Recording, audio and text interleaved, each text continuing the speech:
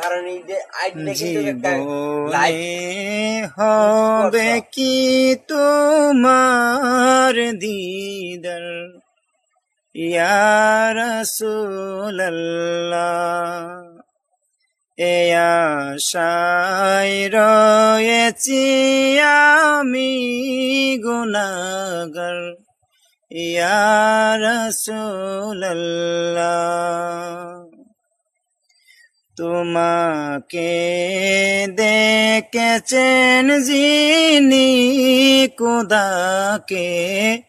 পেয়েছেন তিনি তুমি যে রহমতেরি হো গো বান্দার ইয়া রাসূলুল্লাহ জীবনে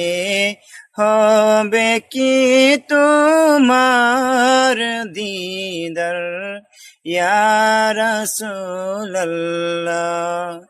এ আশায় রয়েছি আমি গুনাহগার ইয়া রাসূলুল্লাহ